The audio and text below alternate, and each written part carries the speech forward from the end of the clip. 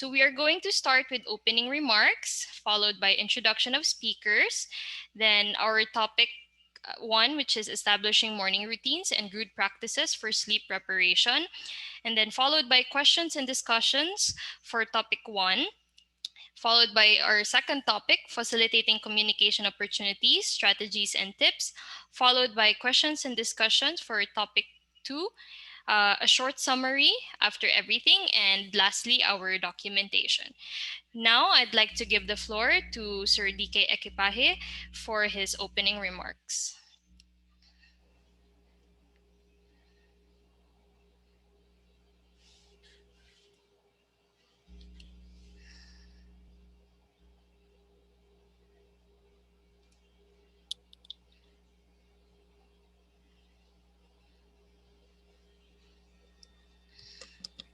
Okay, good afternoon, everyone. Uh,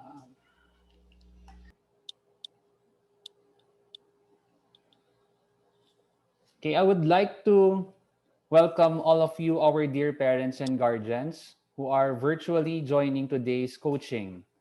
I believe that we are more familiar in conducting coachings or lectures in person or face to face. And some of us might still be adjusting to the new normal way of conducting this kind of activities via video conferencing. I myself had to adjust and learn how to use various platforms like what we are using now, which is Zoom. Since we reopened last May, we have been closely monitoring the pressing concerns that the parents are experiencing during this pandemic. Our team has been constantly conducting meetings and case managements so that we can have a thorough analysis of every case that we have despite of the current situation that we are in. In those meetings that our team had, we realized that there is again a need for us to empower our stakeholders. That is why we are here again to further learn and strengthen our partnership. We hope that through our activity this afternoon, our team can further help you and your child. We hope that all of you will stay until the end of this virtual coaching and be part of the future ones that we will be conducting again. Thank you so much, and let us start with this afternoon's program.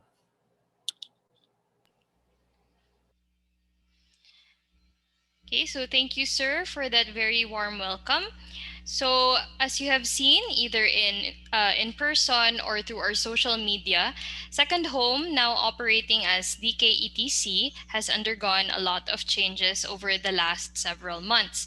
As part of those changes, we welcomed two new members to our growing family, and they will be our speakers for today. So, our first speaker is a hold a holder of a bachelor's degree in occupational therapy from Veles College. She graduated in 2019 and was licensed last February. And with her topic today, she aims to help parents with tips from pedia OTs on how to establish efficient and effective morning routines, as well as strategies that parents can use at home to help get their child a better night's sleep. So, our first speaker is teacher Silver Sabordo. Let's welcome her to the floor. Thank you, Teacher Chin, for that wonderful introduction. So, I would like to formally introduce myself. I am Silver Sabordo. I am currently an occupational therapist in DK Equipay Therapy Center here in Bacolod City. So, today I will be discussing to you two main topics. So, it will be divided into two as flash on your screen. First is establishing morning routines for children, and it will be followed by good practices for sleep preparation. All right. So, morning routines. Morning routines are usually, or if not, almost the most dreaded part of the day for most parents. Why? Because parents have to usually get themselves and the kids get up, dressed, fed, prepared for the day, and outdoor in a timely fashion. So, with all these activities in the morning, how can you stay on schedule? So, I'll be sharing to you some strategies that you can use at home for managing morning routines. So for the first tip, we need to help children get up on time. So as a parent, you need to identify a consistent time in the morning that you have selected that is best for your child and wake them up in that consistent time every day. So if you don't wake them up in that specific time every day, this would only confuse them as to what time they need to get up, and it would only make it difficult for them to follow your morning routine. So for some children who are a little bit older, they may be early risers. So for those children who may get up earlier than you may allow them to play by the bedside as long as they are quiet. So for the next tip, it is important to promote positive mood and behavior. So how do we do this? So with a simple greeting in the morning, such as a good morning to your child, even if the parent is not a morning person, this would help the child be prepared to socialize with other people throughout the day. So, a simple cuddle time in the morning would bring a lot of changes into the morning routine. For the third tip, so you need to establish organized and timely morning routines. So, you need to plan ahead the night before so you can keep a list or a track of the activities that you need to do the following morning. So, this can help you and your family, and of course, the children, in setting a good plan for the following morning and as well as avoid long discussions before your morning routine. Okay. So it is also important to include children in decisions such as choosing the clothes that they need to wear for the day and the food that they want to eat in the morning or throughout the day. So for younger children, you may also limit up to two choices so that decision making would be easier and quicker for them. All right. So for the fourth tip, so you need to keep on task. You also need to help your children to keep on task. So how do you do that? So you need to avoid distractions in the morning. Usual distractions in the morning are coming from devices that we have at home, such as the television, the smartphones, tablets, and music coming from the radio. So all those are advised to be shut down in the morning so that your child and you as well would be able to focus on your morning routine even better. So, fifth is to promote participation and independence. So, most parents would usually think that it's quicker and easier to manage a child if they do everything for them. So, it's also important to know that helping your child practice and engage in simple activities such as dressing uh, would make them be more participative in the morning routine. So you can start with letting them dress on their own on the weekends, and then later on, including the weekdays when they become more skilled. So uh, that's the fifth tip, helping the child to promote participation and independence in the morning routines. Okay, so a common question is how to naturally wake my child up. So we would always want our child or our children to wake up with a good mood, but um, maybe for some reasons, maybe the child would did not get enough sleep or wakes up cranky. So how do we help them facilitate a good mood in the morning? So first, you need to wake up early. So, as a parent, you need to be prepared first with what they need to do in the morning. And this would also help them get ready as well. So next is to use gradually increasing brightness of natural light. So you can use windows, you can open the windows, or if you have curtains, you can slowly or gradually adjust the curtains until the child would naturally wake up without the use of loud voices, shaking the child, or use of any alarm clocks, as that may be, or those may be very bombarding when the child is still waking up. Third is to sing a song or play gentle music. So the choice of music is very important. It should be not too loud, as this may also surprise a child when they are trying to wake up. So you need to select a calming music or a gentle music in your playlist. And lastly, since morning routines always include breakfast, cooking a very delicious morning breakfast would also help them get up naturally. So if your meals are very, um, if they smell very good, this would also help them wake up. All right. The important things to remember for establishing good morning routines is to be always consistent. So for the child to know what kind of activities, or in order for them to expect the morning routine to be good, you also have to model the routine. So once the family members are also doing the same routine, it will be easier for the child to follow the established routine as well. And lastly, fun morning routines are always going to make children engage even more. All right. So that's it for establishing good morning routines.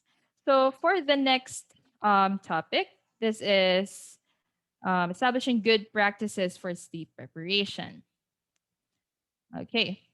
So a common question being asked is, how many hours of sleep does my child need? So, according to the Centers for Disease Control and Prevention, the typical age groups are on your sheet. So, for newborns, 14 to 17 hours is usually recommended of sleep per day, followed by infants with 12 to 16 hours, toddlers with 11 to 14 hours of sleep, preschool with 10 to 13 hours, school age with 9 to 12 hours, and teens with 8 to 10 hours per day. So other references may give different R's, number of R's. However, generally they still fall under or within the same range. Okay. So what are the common misconceptions about sleep? So here in the Philippines, it's very common to have beliefs or some phrases that we hear from our grandparents with regards to sleep. So often we hear, if we sleep in the afternoon, we get taller. So is this a myth or a fact? So sleeping makes your child taller. Actually, this is true. So uh, some research in the US have shown that growth hormone is being produced when the body is in a deep sleep. Now, if your body is sleep deprived, this would stunt the production of that growth hormone. So it is important to let your child have enough sleep every day. Next, children should take long, uninterrupted naps in the afternoon. So this is actually it depends on how the parents would look at it. So if parents should focus on the time the child sleeps instead of how long it should be. So if the child sleeps late in the afternoon, the tendency is that they would also wake up late as well. So this would disrupt the normal sleeping pattern at night. So as a general rule, the child should not sleep past 3 o'clock onwards or 3:30 onwards, because this would only interrupt the time that you have set for them to sleep at night. Next, so this is also common. Parents usually let kids sleep. Usually let kids play so they'll get tired and quickly fall asleep. So this is not true. So an overtired child does not fall asleep easily. In fact, they would only become even more active if they play late at night, because the body would tend to release this hormone called adrenaline, and this would only give more energy for them at night. So it's important, like adults, to engage in calming and soothing activities before bedtime. Next, playing music will help my child fall asleep. So actually, it depends on what kind of music you are playing for your child. So um, most parents should also most music that is being played at night should be calming. It should not be loud, and this would music preferences would also play a part in this. So you should select music that would calm the child, not bombard them, and not stimulate them even more during bedtime. Okay. So, what are the consequences of poor sleep? So, the consequences of poor sleep include behavior problems that we may commonly encounter at home and at school, impaired learning and school performance, mood and emotion problems, and health related problems such as being overweight. Now, how do I establish a good bedtime routine for my child? So, I will be sharing to you right now some strategies that you can use at home in order to establish good practices before bedtime. Now, first, you need to provide a comfortable sleep setting. So, how do we do that? So, your sleep setting, the most appropriate sleep setting for your child is to have a dark and a quiet room. So, this room should not be too hot and it should not also be too cold. So, it should be just right for your child as well. Now, loud noises coming from the other rooms or music coming from the television, playing games at night, or noises from other siblings should not be allowed when the child is falling asleep.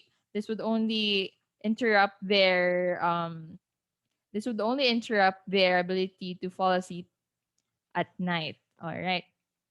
And lastly, you also need to consider the environment the child sleeps in. So this includes the clothes or the pajamas that they're wearing, the blankets on their bed. So you need to check which texture suits your child the most, which ones they're most comfortable in. So it might be too thin or too thick or too heavy or too light for them. So you need to see and check which works best for them. All right.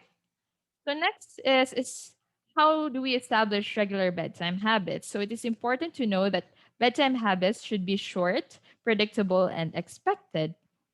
So, bedtime habits should include calming and soothing activities. So, this would help the child lower down their energy, preparing themselves deep. So, the bedtime routine should begin 15 to 30 minutes before the bedtime.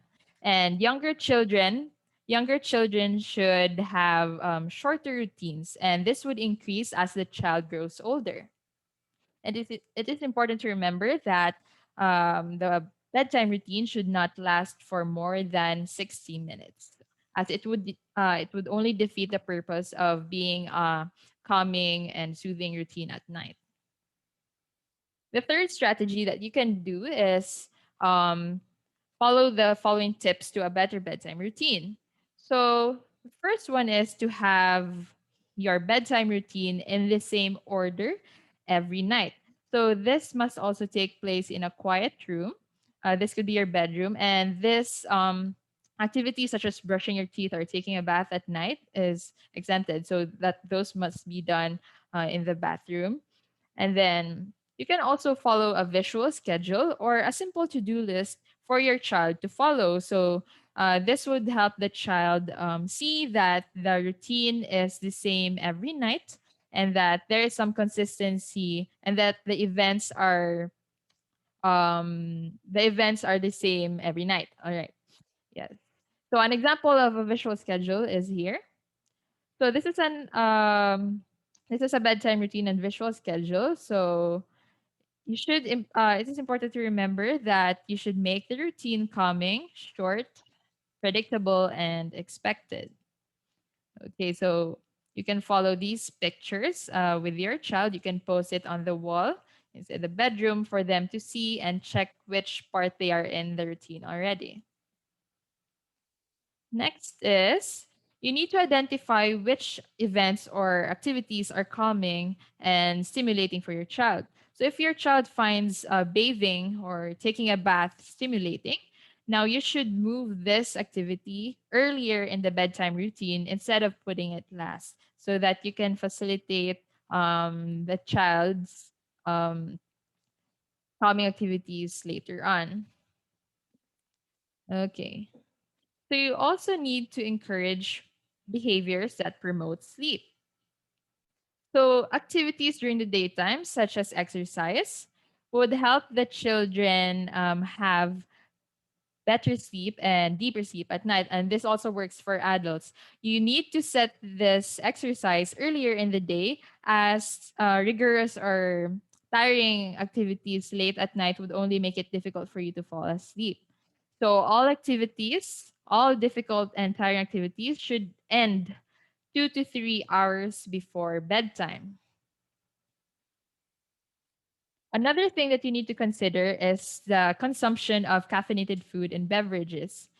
So, if you have observed the effect of caffeine in the body, usually lasts quite long. Now, this gives us a stimulating effect and gives us extra energy during the day. So, the effects of caffeine lasts for about 3 to 5 hours in the body, with a maximum of 12 hours.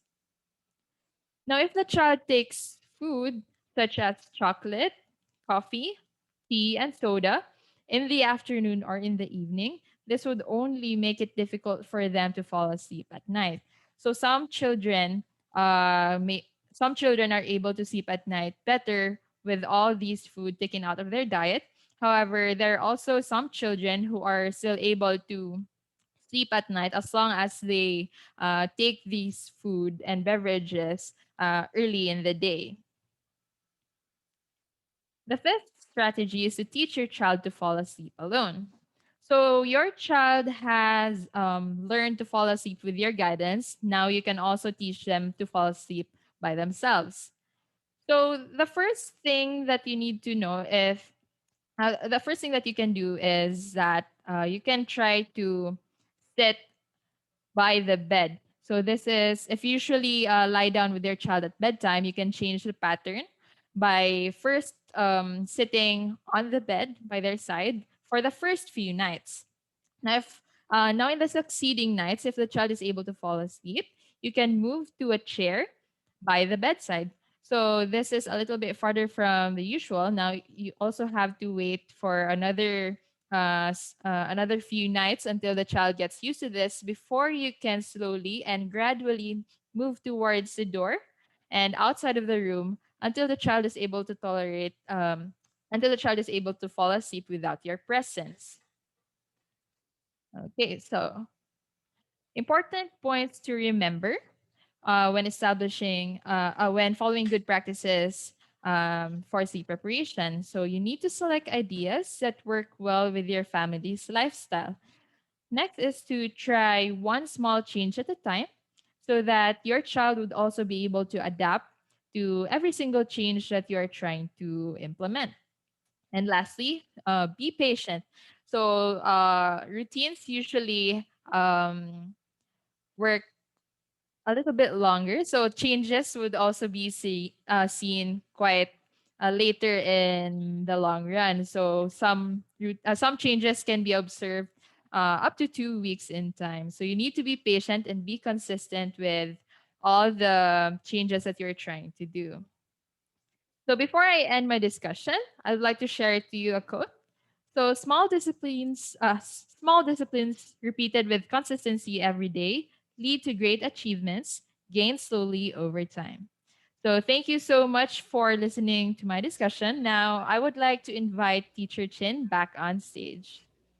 Okay, so thank you very much to Teacher Silver for that very eye-opening topic. So, as someone listening to the discussion, I realized that oftentimes we forget that a simple routine or ang simple lang nga pasunod of our day can already affect so much, especially not only with our routines as parents or as adults, but also the routines for our kids. And I think that in this day and age when things are quick and convenient, I think most of us forget the importance of having a consistent daily routine and having a schedule and actually pushing through or going through that schedule with our child. So I hope that everybody also remembers that to take their time with their routines, as it can improve the mood of not only you but your child's as well, and that a better mood also ensures that routines are properly performed with ease, or with lesser struggle. So, Sir DK, do you have any thoughts on the topic? Um, Actually, the topic is very relevant, but as we can see, that's correct. Consistency is very, very important. I believe even before the pandemic happened, some of our parents are already having problems with this, um, establishing routines in the morning or in preparing their children for the sleeping time. I think what happened, not really exacerbated, but more struggles were faced because of the pandemic, because children had a lot of time at home, and children, probably parents as well, they were adjusting with the situation. And it's timely that we were able to discuss these areas. And I myself, as a parent, sometimes I'm guilty of not waking up early, but I do understand also that it requires practice. So the practice here, most especially if you will use some picture prompts as presented earlier in the discussion, these picture prompts are very, very effective, most especially if placed in a very strategic location. But doing it religiously or practicing it, it will really require a lot of patience.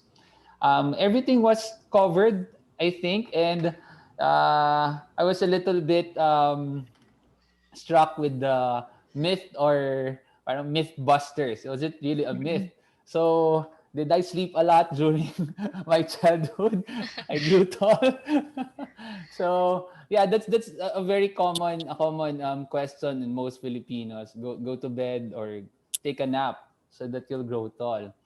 Did you grow tall, Teacher Silver or Teacher Chin? Not enough sleep, siguro, sir. Not enough sleep, not enough sleep. Apart from that, the significant effect of not providing the proper activities, that's a very, very good point. If the adrenaline would come out or would be stimulated, it's really very difficult to put back or to create a sleeping environment for the child.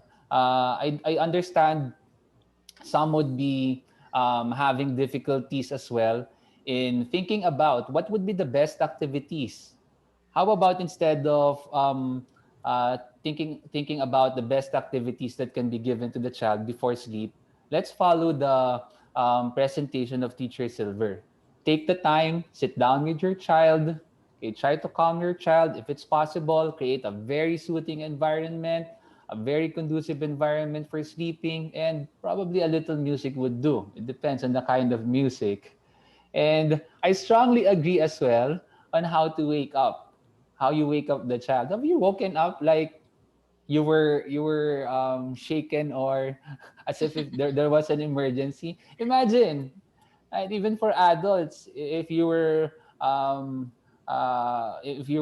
in that situation, I think you will really have a bad day. So gradually waking them up, like probably opening the curtains, right, Teacher Silver? Like Yes. slowly, just is it advisable like to put a little or damp the child with wet towel? Can it be used as well as a strategy? So it depends, sir, with how the child reacts to that. So if the child finds it overly stimulating, then it's best to avoid it. However, if you have tried and it is fine with them, then you can maybe work with that as well. Because probably some children would Yes. really sleep deeply. It's difficult for Mm-mm. them to wake up. But and again, the practice, those 3 points, you have to be consistent, you have to practice it, and then you have to be patient.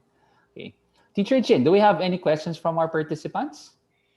From our participants, not yet, sir. So for all our parents, your chat box is now open for questions. So if you have any questions, please send them in so I can relay them to Teacher Silver and Sir DK. Yeah, the Okay. chat box is still empty, no? Yes.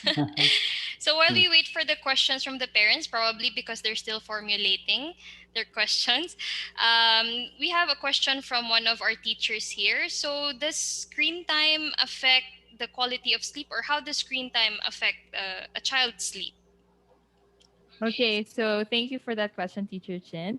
So actually, it depends on what time you are using the device, or when or how much you are being exposed to the screen time as well. So if the child uses it, as mentioned earlier, few hours or few minutes before the bedtime, this would only stimulate them psychologically, making them more or have a difficult time engaging in sleep.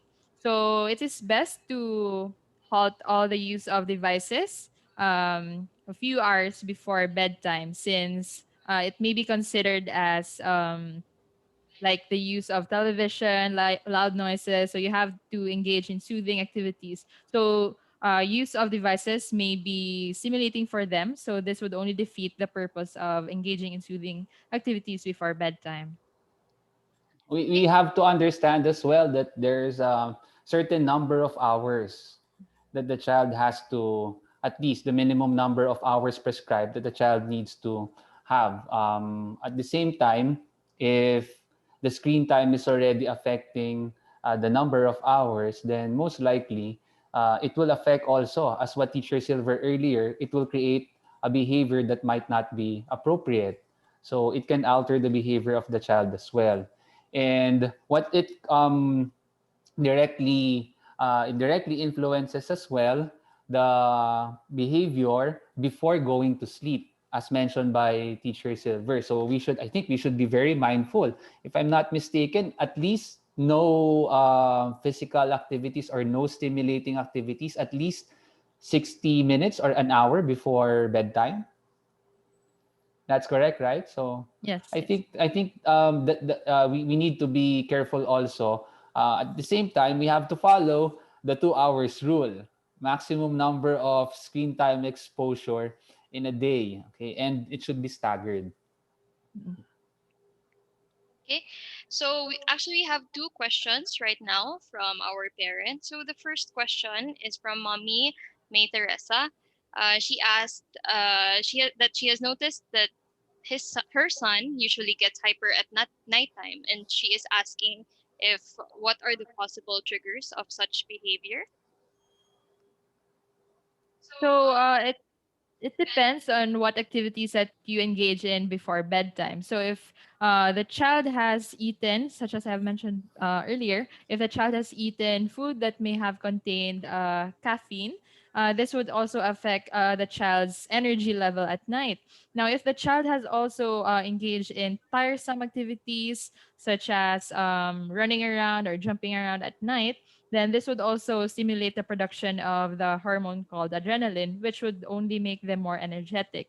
So it depends on the activities which you engage in before bedtime. Okay. Okay, thank you, Teacher Silver. So we have one more question for this topic. So Mommy Lalaine is asking if taking a nap in the middle of the day is advisable for children. Okay. So, taking a nap in the middle of the day, it depends on what time you start. So, as I have mentioned earlier, sleeping past 3 p.m. or past 3:30 p.m. would only be difficult for your child to adjust to. Why? Because the tendency is that if you sleep late in the afternoon, you would tend to wake up late as well. So, this would adjust the number of hours left for you to prepare again your child to sleep in the evening. Now, it is advisable as a general rule to not begin the afternoon nap prior to 3 p.m. Thank you, Teacher Silver. Okay. So if we don't have any more questions, we will be moving on to the second portion of our coaching session. Okay. So our second speaker holds a bachelor's degree in speech language pathology from Cebu Doctors University. She just graduated this year, and she is the newest member of our second home family. So her discussion today hopes to help parents facilitate communication at home more naturally and to maximize the usual or the natural environment of the child at home, as well as the materials that you already have at home in order to further facilitate communication.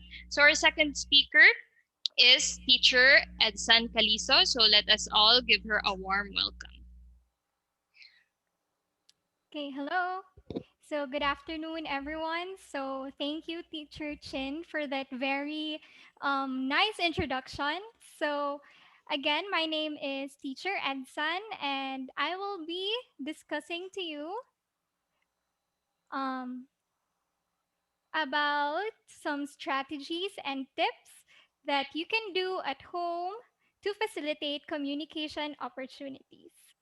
So, given our current situation, we are all under different types of quarantine. So, some maybe ECQ, GCQ, but the gist here is that we cannot go out and physically go to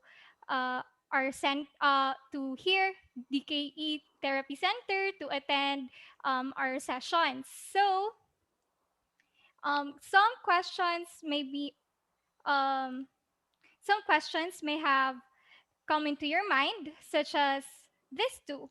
So, how can I facilitate communication at home? And are there any practical or easy strategies that can be implemented by parents to encourage children to communicate? So, I highlighted practical or easy because given that you're staying at home, we want to maximize the things that you have at home, the environment, and we don't want you to spend much money given that it's a pandemic right now. So, here, so the answers to those questions, we have number one, to provide communication opportunities and to limit asking questions. So I will be discussing these two. So providing communication opportunities. So to facilitate communication at home, we simply need to provide communication opportunities. So, how is that possible? We may provide communication temptations, give smaller amounts of the items that your children desire to have, and you may also give the wrong thing or item on purpose. So, for communication temptations. So, communicative temptations, this simply means that we need to um, we need to put some of the desired items of our child somewhere far from them. So for instance, says one of the reasons why children doesn't really communicate or doesn't really have the intention to communicate is that because the items that they like or they desire to have is already within their reach. So by providing communicative temptations, we give them the opportunity to request or to ask for the items that they want. So here you need to put desired items on higher shelves. So not necessarily that you take all the items away from the child. You can start small by putting it away or putting it somewhere higher, but still visible to the child. This can also improve their ability to be visually aware and to scan also their environment. So you may ask the child what he or she needs to do in order to obtain the object. So you can model or you can say, "What do you want?" or you like the teddy bear. So what should you say? So you can do that so that it can cue the child ask and and to communicate. So again, you can also model what to say or do. So for instances, there can be children, not there can be those who cannot really verbally express themselves yet. So you can model like, "Mommy, I want teddy bear," or "Mommy, can I get water?" "Mommy, I want blocks." So things like that. So Here are some examples of the scripts that you may want to say. You want that, so what are you going to say to mommy? Or mama, give me bubbles. So next is to give smaller amounts. So giving smaller amounts of the items that they really desire or that they desire. So for example, you divide the food into pieces. So example, you're giving your child a snack or a treat like a cookie. So instead of giving the whole cookie to the child, you may want to divide it into four pieces or into five pieces. So, which means that dividing the food or the desired item, you are also increasing the amount of the opportunities where the child can request. So this improves requesting, which is one of the earliest communication functions that children usually develop. Next is to give wrong item on purpose. So there can be times where you are playing with your child, where you are doing tabletop activities with your child. So here, giving item on wrong items on purpose, such as example, you are doing a coloring activity, so your child may ask you to give color blue, and then you try to give a wrong item, such as giving them water. So in this situation, the child can have the opportunity to clarify their message. And it is also important in future conversation opportunities, because one of the important skills in communication is the ability to repair communication breakdowns, which is to clarify messages. So here you can say, I'm sorry, I did not hear you. Can you tell me what you need? So in that script, you're encouraging the child to repeat or to clarify his message. And here, do you need crayons or spoon? And this one, this is a much easier type of script for the child to answer, since you are giving him or her choices, which means that he or she can just answer either crayons or spoon. And then the second strategy that you need to do to facilitate communication at home is to limit asking questions. So this one is the most important one. So we all know, or we might all think, that asking questions could be the best prompt, or could be the best signal for us to give to our children for them to speak or to communicate to us. But it is also most important to remember that asking question may somehow make the child feel that they are being tested, or that it may also make them feel pressured to answer all your questions, which can disrupt our intention to provide communication opportunities naturally. So the most important thing is to limit asking questions, and while limiting asking questions, you can wait. So while waiting, I have here different strategies or approaches that you may want to do while waiting. So here, number one is to talk about what you are doing. So this is simply about you narrating what you are doing at as of the moment. So example, you are playing with your child using a cooking set. So you may say, Mommy is cooking hot dog.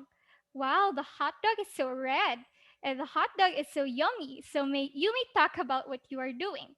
This one, the child is receiving stimulation, or the child is hearing um, different words from the parent, which may also promote increase in vocabulary.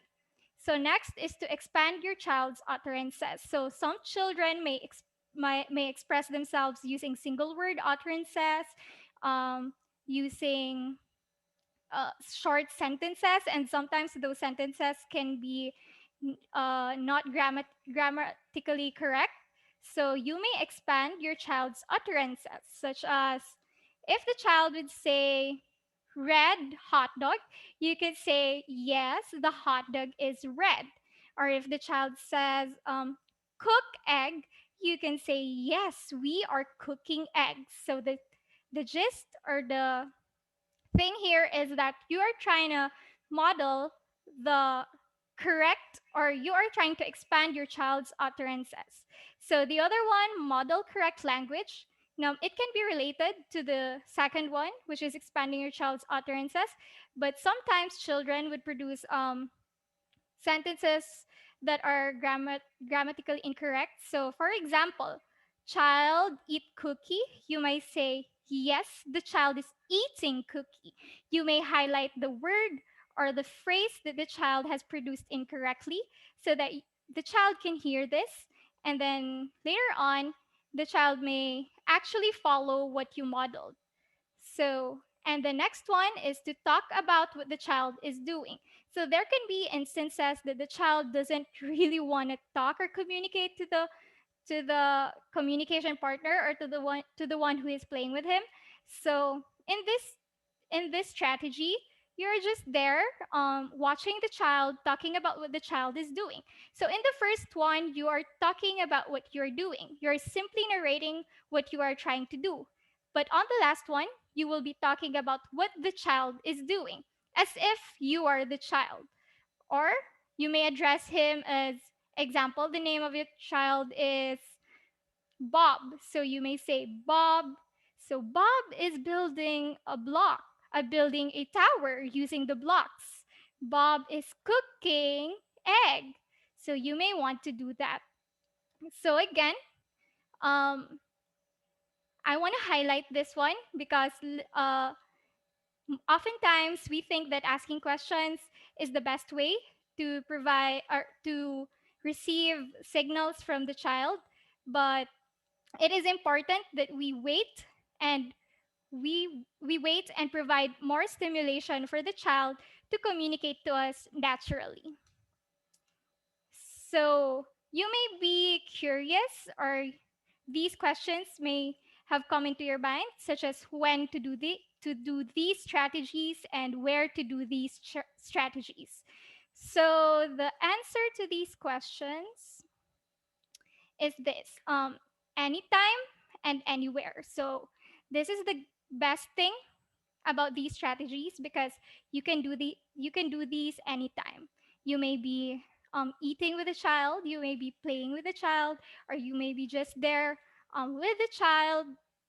You can do this anytime and anywhere. You can also do this anywhere. So it doesn't require any specific place, doesn't require any specific material for you to do. This simply needs your uh, your ability to communicate with the child, and also your consistency and dedication to help the child communicate. So that's it for my presentation. I hope every one of you has learned something. I will be now giving this floor to Teacher Chin. Okay. Thank you, Teacher Edson, for that very informative topic. So, as I was listening to it, I was able to reflect as an OT who has been conducting tele OT sessions since the pandemic started. I have realized, and this topic confirms it, that a lot of struggles at home are born from not being able to communicate. So, either from the child communicating to the parent, and the parent not understanding what the child is trying to communicate. So I hope that this topic or this presentation was able to remind us that children communicate in different ways, and it's not always with words or actions that can easily be observable. And that I also hope one important thing that it reminds us is that to listen. Sometimes, as a therapist as well, I need to be reminded to listen and observe what the child is actually trying to tell me instead of expecting something that I want to see from the child. So it's really important that we are attuned to them and really see them with open eyes, uh, uh, just to see what they are really trying to communicate with us. So, how about you, Sir DK? Would you like to add anything to our topic? Yes, I would strongly agree with Teacher Edson when she said that we really need to limit asking questions, because oftentimes we are already unaware that we are not observing the reaction or the behavior brought about by asking questions. Some children has the tendency to avoid us because they feel compelled, that they feel obliged, and they feel like they're ready to follow the commands and the instructions that we are about to give. So I think that's very important. And you highlighted also that we should be ready to listen and wait. And I think waiting is very difficult right now, even for the parents that we have. And some parents would tell me, we have a lot of time with the child. Now that we're in the pandemic, they can't go out, and I can't go out as well. But how do we really communicate? I think the question now is, how do we listen? How do we wait? And then how do we limit our questions? I think that's gonna be our practice. Like what Teacher Edson said, it takes a lot of practice as well. But the good thing is you can do it anytime and you can do it anywhere. So I think that's the most important thing with that. As an OT, that's true, because sometimes we encounter also, it's quite difficult to get a feedback from our clients. It's quite difficult to get the exact answers that we want. But I think this is a new practice for us as well. Instead of asking, let's try to describe what they're doing. Let's try to help in the facilitation of the communication by indulging ourselves and then describing it to our clients, maybe while playing with them. So I think that's a good point and a good way to start. Very very practical. Use it in play, and I think parents would agree with me. You can start it just by doing it while you're playing with the child. Hmm. Okay. So we have a couple of questions here from our parents. So the first question here is from Mommy Rian. She said that recently her son likes to repeat a particular question that he already knows the answer to. So sometimes she answers him that you know the answer, right? Or sometimes she just ignores it. So she's asking how to limit the question asking or asking questions, or is it, or would it be better to just ignore the child asking questions? Um, so if I'm correct, Mommy Rian. So Mommy Rian is referring about echolalia. So one of the reasons why children try to repeat questions or questions they are being asked is that either they're trying to process the question or they're or the question is too difficult for them to answer. So in his case, the question, well, as what Mommy Rian has said, that the question is something that he already knows. So the possibility is that the child is trying to process or trying to remember what could be the answer or what answer you are trying to expect from him. Um, some of the tips that I may suggest that you can do to decrease those moments now they're trying to repeat what the questions are is to simply wait. Again, we go back to waiting because um, we can't expect children, especially children with difficulties in communicating, to right away respond to our question. So during therapy, what we do by asking questions, example, we ask a child a question and then the child repeats the question. We don't right away ask no, you. We don't right away say you know the answer already or that we've been through this already, but instead we wait. So sometimes I wait approximately 30 seconds to a minute, and then if the child still doesn't answer, I ask again the question. So the possibility here is that the question itself is difficult or the answer to the question, which the child already knows, maybe something he thinks that you are not expecting or you're not expecting as a response. Yeah. Thank you very Eh, much. mhm. Teacher In, Edson. Okay, yes, sir. in some cases, children would develop this kind of patterns of behavior. When they throw a question, it becomes a learned behavior because they believe and they understand when they throw a question, the adult will answer. But sometimes they do this repeatedly or repetitively because they just need an attention. They need to grab the attention of the adult. So Yeah. in a different point of view, behaviorally, we address this by helping the child, leading the child to what he or she wants to express. Because sometimes they use it as a form of expression. We just don't understand clearly what they are trying to express. But from what they have learned, when they try to ask the question that he or she really knows the answer already, it's a way of getting the attention of the adult. So, in a behavior aspect, I think we can look into that. Okay, thank you very much, sir. So here's another question from Mommy Ida. So on the other end of the spectrum, she wants to know how to limit the verbal diarrhea. So, Teacher Edson. Okay, so this is my first time hearing verbal diarrhea, to be honest. So I looked into it. So it's about um, a child talking continuously or nonstop.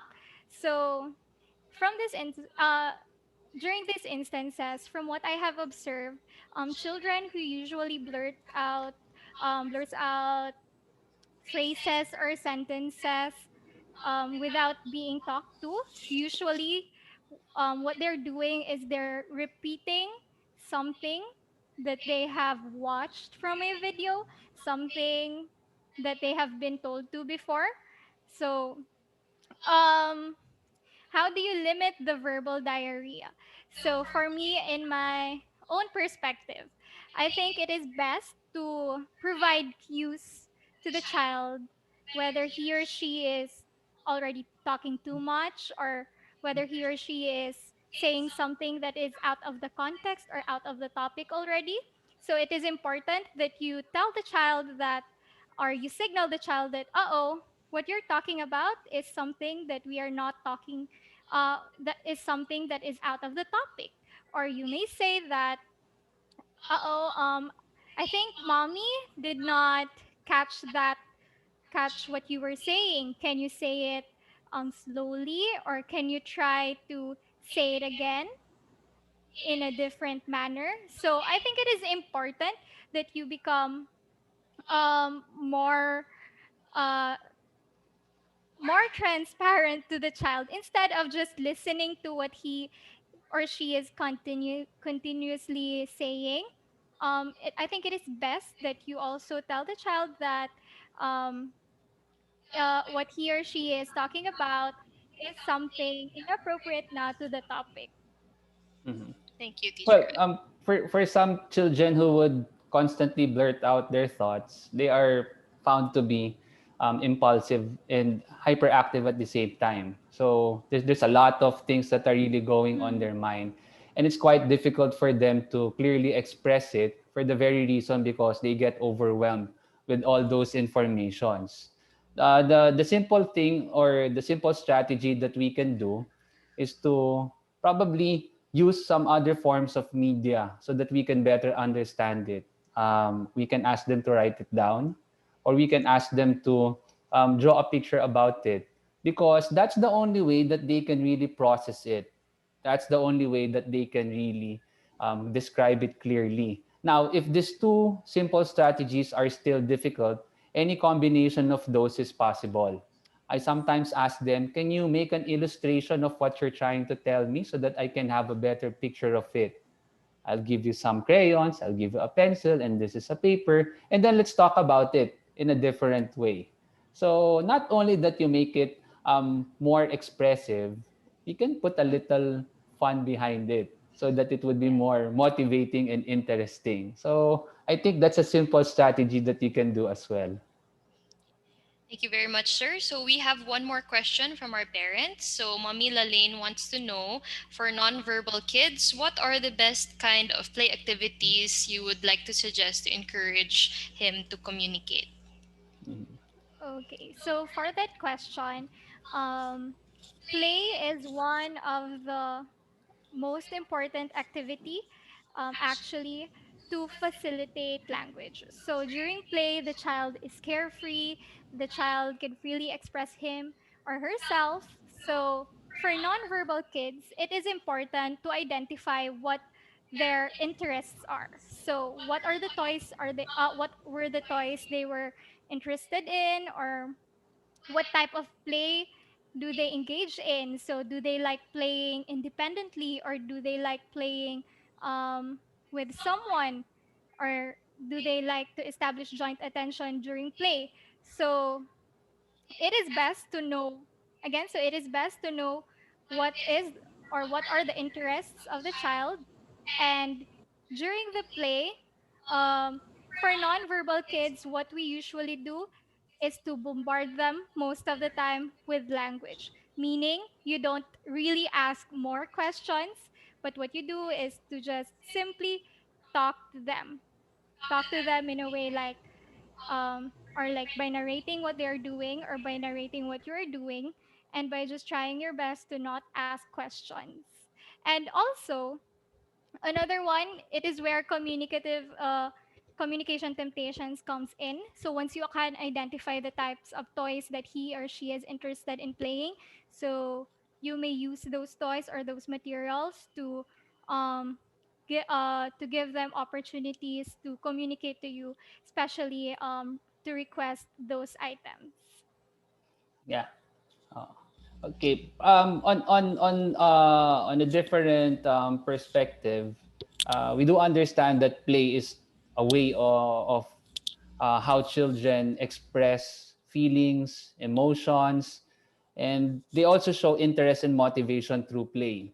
I think what we need to do is to understand how we will be able to be effective as parents during playing.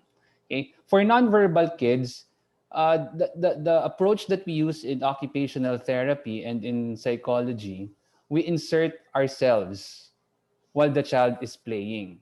So there's a lot of types of different plays. And the first thing that we need to understand is how do we participate in the way that they are playing? Because we have to be visible, we have to be part of their activity, we have to be part of the play. Present yourself by being in the same platform or level when the child is playing. Try to make engagements by creating eye contact. Try to make engagements by waiting for your turn, because we need to understand some of them might be territorial as well. They need to tolerate our presence in a way that they will still continue playing even if we are there. And eventually, let's wait for them, for us to be allowed to use whatever materials that they are using. So that in that way, we can establish one form of communication, which is the nonverbal communication. Once we have that nonverbal communication, we have already started to develop what we call joint attention. That is just simply the acknowledgement of the child that we are there, the acknowledgement of the child that we will be sharing materials with them, the acknowledgement of the child of our presence. And I think that's the best way to start with them if you're talking about playing with nonverbal kids.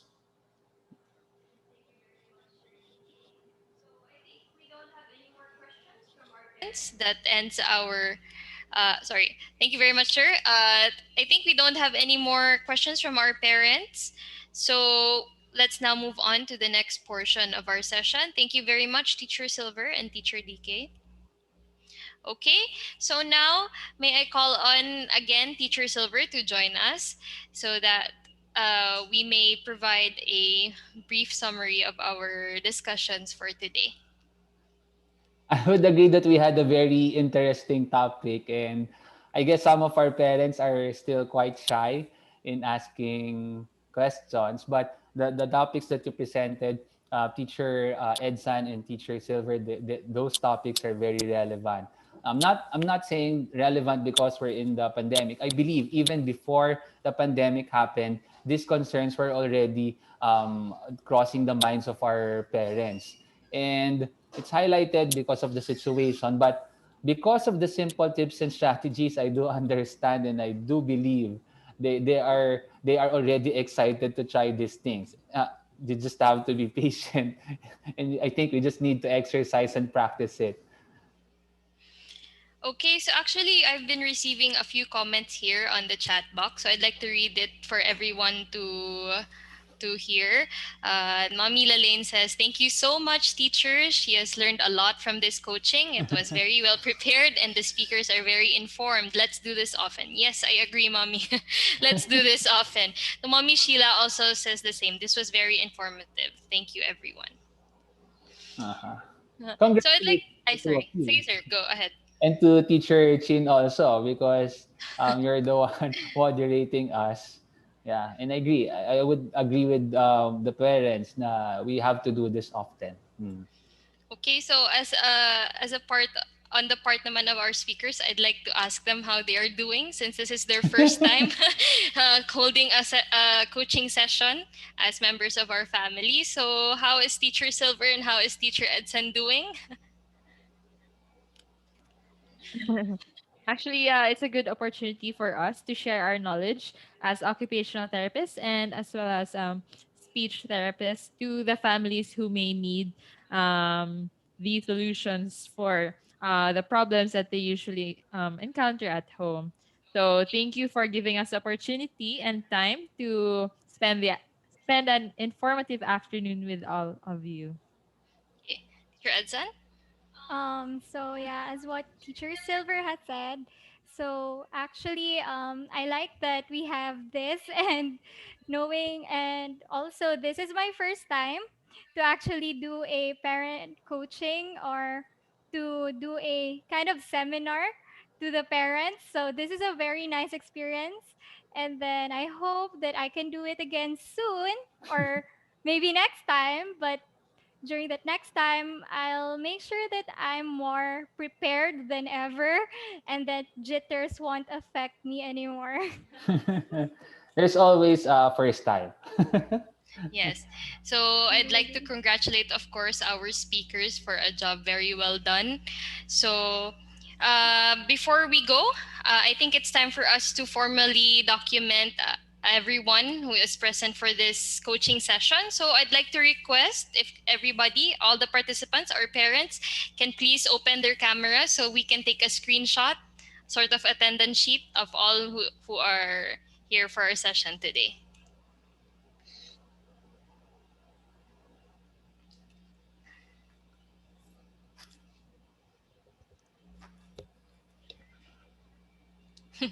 Hello, parents. It's nice to see all of you.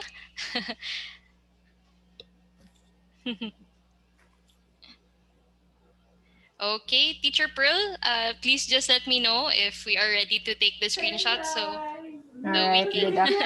all right. Good afternoon, everyone. Can I get all your smiles, please? Okay. All right. Are we all ready? All Okay. ready? All right. Let's go. Wait, first, three, two, one. Smile. Wait first. Okay. Here we go. Okay, one more. For the next, we have a different one. Wait lang. Okay. Okay, ready? Three, two, one. Smile. All right. Can we do one more? All right. Sorry, there are two galleries, so I had to take another picture. Okay, ready? One, two, three, smile. All right. And another one for the next gallery. All right. Three, two, one, smile. Okay. Thank you very much. Okay, Thank you. thank you very much. So I hope parents that this coaching session not only imparted helpful information but also served as an opportunity for you to be acquainted with our new teachers. So thank you very much for joining us today and for continuously trusting Second Home and DKETC for your children. Thank you very much. I'll see you on the next one. Bye bye. Hi.